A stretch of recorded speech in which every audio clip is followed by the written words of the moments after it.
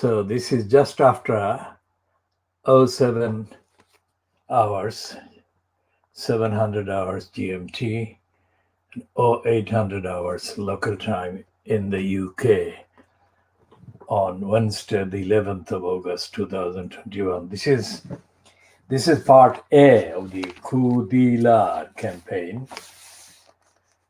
And this is pages 12 and 13 of the Sun. We call it Sun instead of Scum because it is, on this occasion, absolutely doing the correct thing. So the Sun of today's date, Wednesday, the 11th of August, 2021, is running this continuing update on this baby, Geronimo. And his mom, Helen, is now going to install a camera. And the camera will be, let's give the details, 24-hour Geronimo live stream. Fans can warn of assassins. The assassins are, of course, Boris Johnson and George Eustace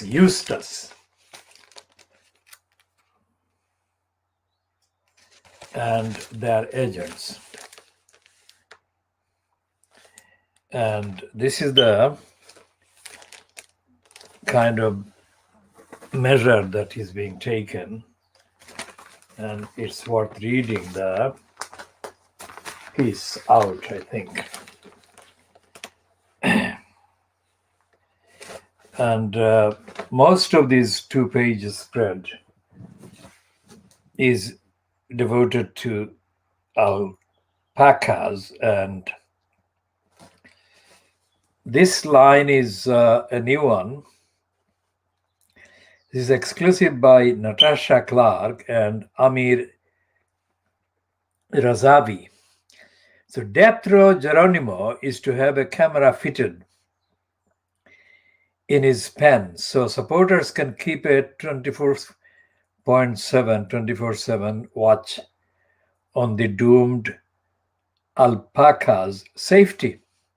Millions worldwide will be able to maintain virtual guard in case government assassins try to sneak into owner Helen McDonald's farm. The Veterinars 50 plans to set up a live stream online in case Department for Environment, Food and Rural Affairs gunmen turn up to put Geronimo down.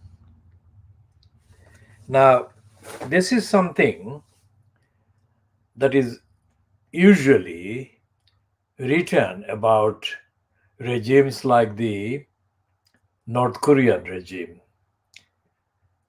or the Iranian regime, seen from the perspective of the Western British kind of foreign policy, etc. To feel as Geronimo's mom, Helen, is reportedly feeling, that she needs to install live stream camera so that supporters of Geronimo can keep an eye on the assassins that Boris Johnson or George Eustace may send to murder Geronimo. Think about that. This is worse than Bulgaria, Hungary, whatever other regimes that you can think of in the context of the Western kind of foreign policy. This is a dictatorship comparable to the dictatorship of Lukashenko. And this is absolutely alarming, isn't it?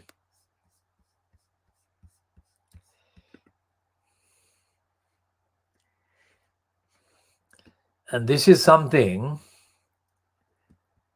that is being published by the Sun. The Sun, remember, remains very dedicated supporter of the ideology and the regime fronted by Boris Johnson. And here it is, this Boris Johnson is featuring as the head of the regime that can only be compared to the regime in Hungary.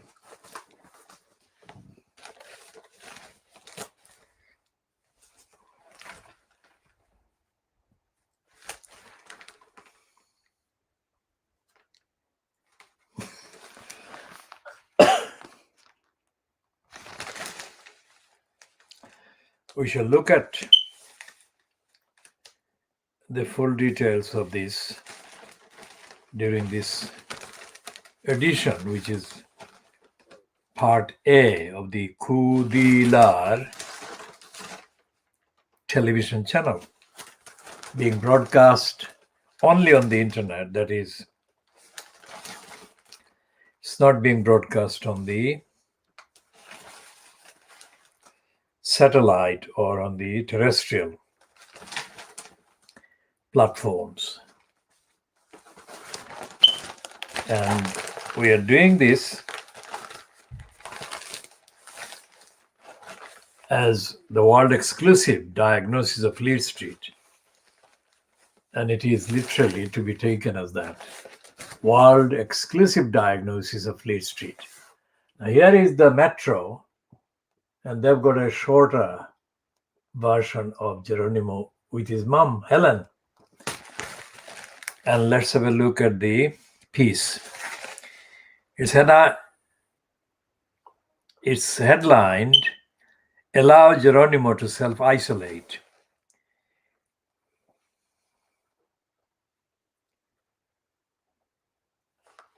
Supporters of Geronimo, the alpaca, and that is where they get it wrong. They say that which has bovine tuberculosis. He doesn't. That's the whole point. He doesn't have that. So under the appearance, they've got it wrong. And this is the paper, Metro, which is controlled by the Daily Mail Group.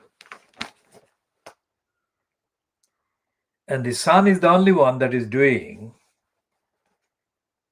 a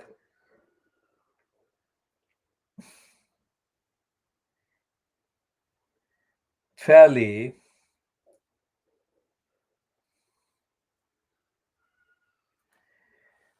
comprehensive piece, because there is one picture from Oshawa in Canada. And a kind of alpaca is kind of giving a hug or a kiss to a child who is kind of in pushchair bound.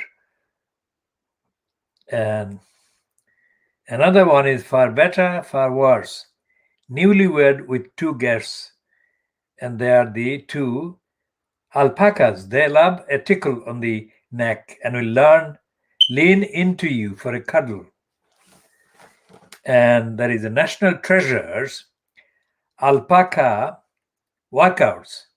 Benefits of yoga exercise can be enhanced by presence of nearby alpacas.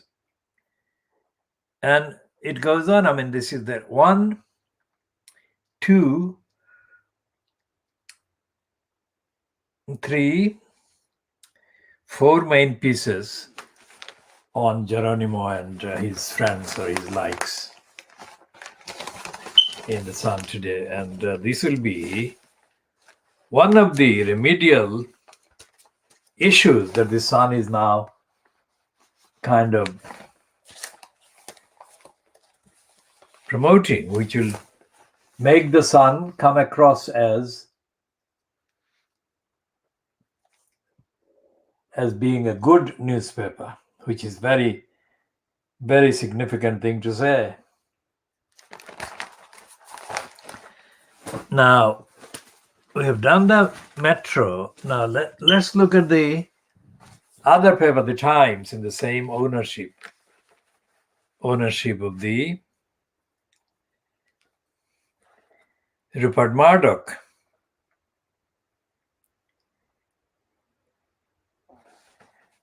And the front page is about the A-levels overhaul as grades soar. And the second item is about Dodgy Dave. They don't say Dodgy, but Dodgy Dave is the name given in the House of Commons by Dennis Skinner, who called Dave Cameron a liar years before Don Butler did that last month. Now, Cameron won £123 million deal after Hancock begging letter. Let's read this bit about Cameron.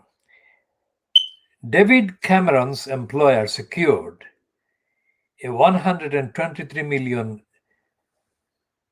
genetic sequencing contract after the former Prime Minister, that is David Cameron,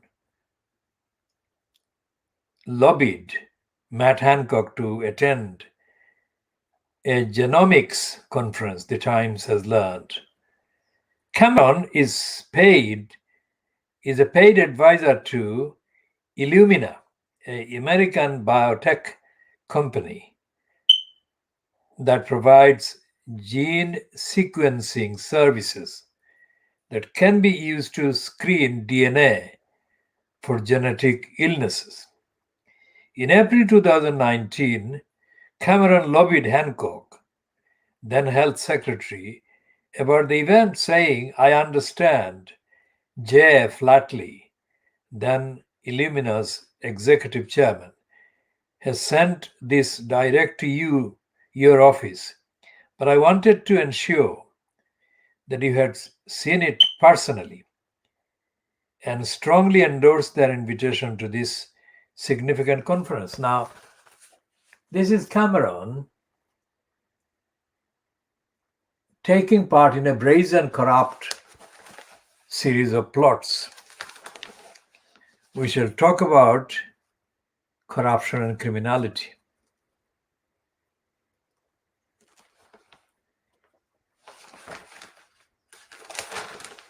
later.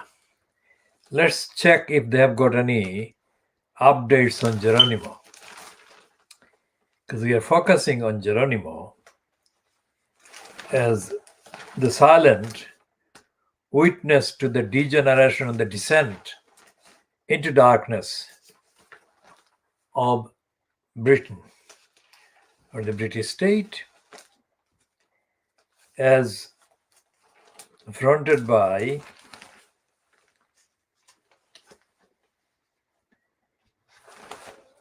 Boris Johnson.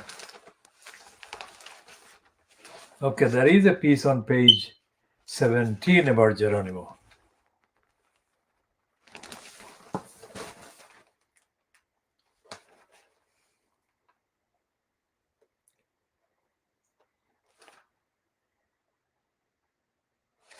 Okay, the woman who bred Geronimo in New Zealand, his original mom, says Geronimo was a happy alpaca.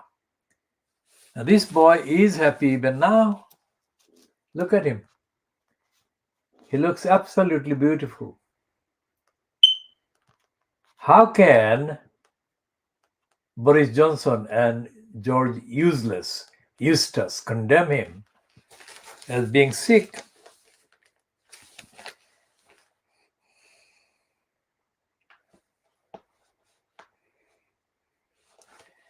And we always dread the Times letter.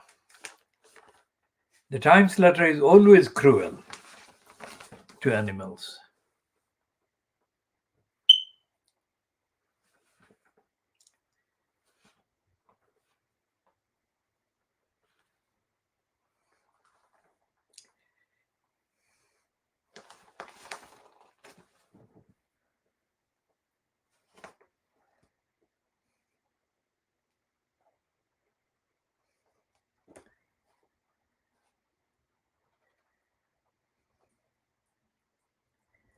And I'm absolutely right. This Times letter backs the murder plot against Geronimo. And this stupid letter starts, although I feel sympathy for Helen MacDonald,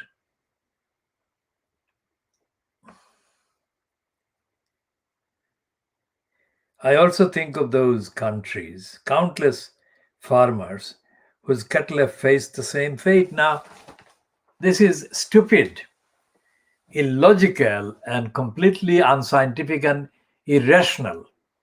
The fact that others have faced the same fate doesn't justify murdering a perfectly healthy Geronimo. How could this stupid letter be printed in the stupid Times?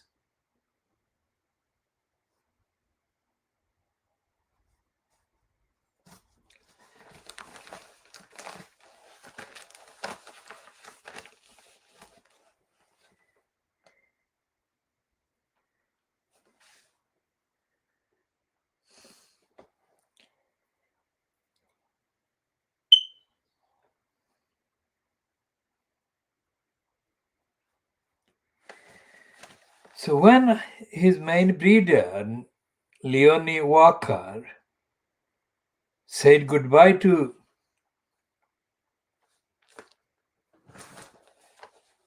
Geronimo, she was very sorry to see him leave.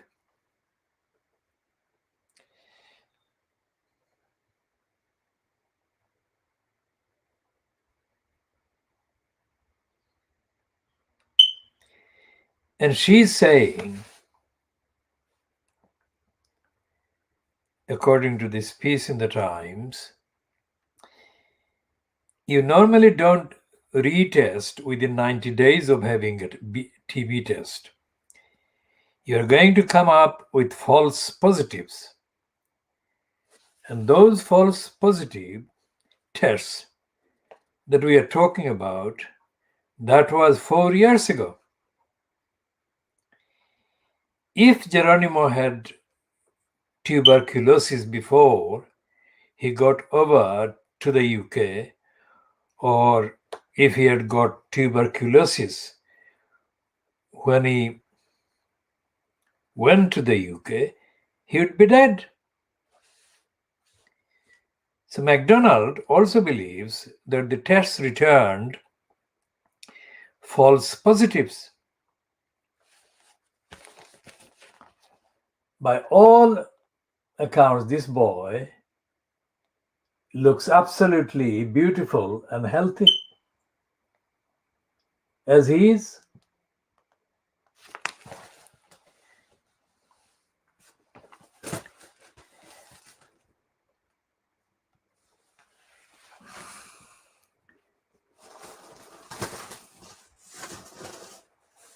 We are now going to bring the diagnosis of Fleet Street to the local stupid East London idiotizer. And we found this print edition. We don't buy it normally, but for the sake of evidence and fact checking, we bought this at £1, which is not worth spending £1 for this idiotic paper. But on this occasion, we had to do this in order to put on the record the front page of the stupid paper dated Thursday, the 5th of August, which is last week. It's not. So that's the front page, which is an absolute lie, and we shall be dealing with that one. That's about Afsana Begum, allegedly telling of great distress. Well, she has not spoken at any time of the distress suffered by the people on the housing waiting list. Now, this is supposed to be the detail of that peace. But this is not really anything new, because we have already been through this.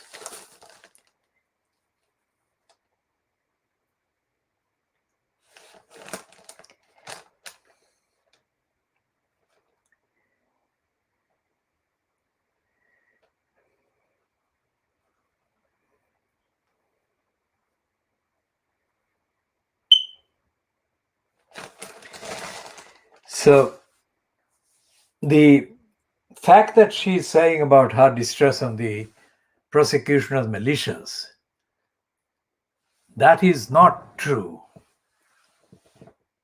because housing fraud and corruption is a routine, round-the-clock occurrence in Tower Hamlets Council. And regardless of who made the final decision as to whether the particular individual, Afsana Begum, should have been prosecuted, that was the right thing to do, but it didn't go far enough in terms of examining housing fraud. And as we have said already, the statement issued in the name of the Tower Hamlets, the Crooked Council, after the ending of the, quote, trial of Afsana Begum is a giveaway, because they are not concerned about housing fraud. The crooks who control Tower Hamlets Council even now do not, and I repeat, do not bother about housing fraud. Because as anyone familiar with this particular program and our campaign can find on the facts, on the record of our campaigns, we are absolutely not impressed by the persistent criminality affecting every aspect of their duties. The persistent criminality of Tower Hamlets Council. So we shall be talking more about that as well. And we shall be doing that later after the break, because this is where we're taking a break about just after under or around 25 minutes, this part. And we shall come back soon with part B.